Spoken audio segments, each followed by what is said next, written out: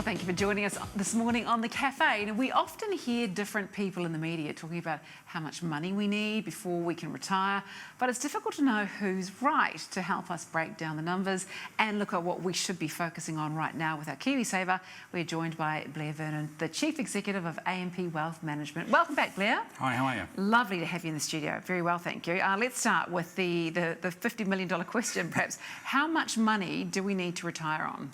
Yeah, well, I think that's the question that normally gets people scared because from, I guess, the retirement industry, they often hear very large numbers that seem completely unachievable. And I think that's the first challenge and myth we've got to address. How much you need in retirement is largely driven by how extravagant do you want that retirement to be. Extremely. Yeah, and also how long. Actually, one of the things that when people ask me how much they need is I say, well, when do you plan to retire and what do you plan to do? Because that will govern it. And the reality for many New Zealanders is they will be able to get by with their current national super and maybe a little bit more. There are people doing that today. Right, but then a lot of others would want to use that retirement time to travel, wouldn't they, and do the things maybe they haven't done their whole lives. Exactly, and there's quite a lot of research out that says, look, as we look forward, beyond government super, you're probably going to need, a few hundred or more dollars a week to supplement that, and that depends on whether you want, extra luxurious food, or you've got medical expenses or travel, or all those things you think of. And so it does depend on what your plans and aspirations are. It's also actually heavily influenced by your housing situation. So the assumption that you've got a freehold home is a big one that drives people's comfort today and retirement, that they're okay. What we know is going forward, if you don't have a house, then maybe you'll need more cash available because you may be renting, and that's probably one of the challenges we're facing. Right now, though, I mean, lots of challenges that we're facing given the impacts of COVID-19 on households and businesses. Thinking about saving for retirement might seem a little challenging for us when we're just trying to get through to next week. Look, totally accept that, and I think that's one of the important things we've got to recognise is great to have a plan for retirement and be thinking about saving. But if that's at the expense of you being able to survive, and I call sort of thrive today, then I think we need to stand back and look at that. So what we would advocate is the starting point is to be able to look after yourself today and look after your loved ones. Make sure you're able to put food on the table, accommodation, those sort of things. And then it's about creating some capacity retirement savings. So that's what we should focus on. What other things should we be focused on right now? Well, I think one of the things to really focus on is actually your spending and your budget. And look, I know that sounds terribly boring. And when I say to most people, they'd rather watch paint dry than figure out their budget, which is why most of us don't do it.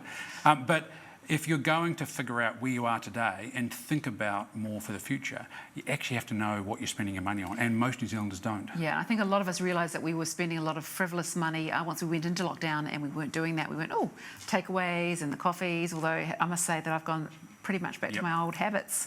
Supporting local businesses, I call it.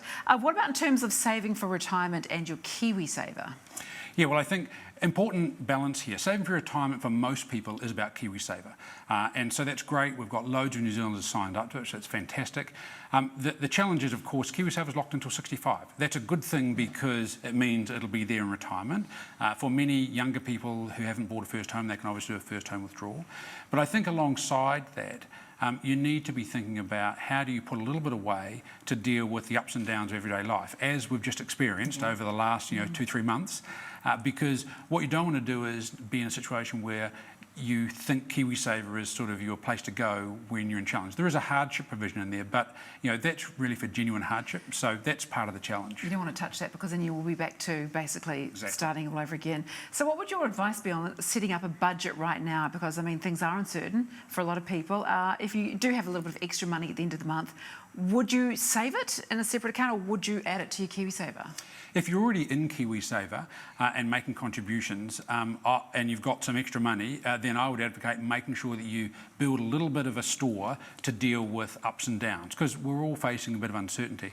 What I would say, though, is most people I talk to actually don't have spare money every... What is that magic thing? So, I mean, to sit here and suggest that everyone's got spare cash sloshing around every week or fortnight a month, I think it is incorrect. correct. And so that's why I come back to budgeting, figuring out what you're spending your money on. As you say, lots of people found they had some extra money through lockdown. Maybe they've quickly gone back to their old habits.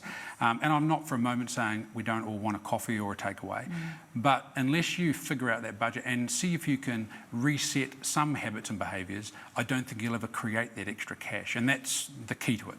Absolutely. So where can we go if we want more advice on all these things? Yeah, look, there's loads of tools available. Sorted obviously has a great website. Our own website has loads of tools. All KiwiSaver providers provide this help in terms of guidance around KiwiSaver, but also guidance around how you take financial advice. We've got lots of things coming up that we'll be delivering digitally to help people on this journey, because we accept it's not easy and it's also not that exciting. So we've got to help people through it. Great. That's wonderful news, because I know we all need as much help as we can get. Thank you so much, Blair. And if you would like some help to manage your KiwiSaver, then you can get in touch with AMP on their website, amp.co.nz.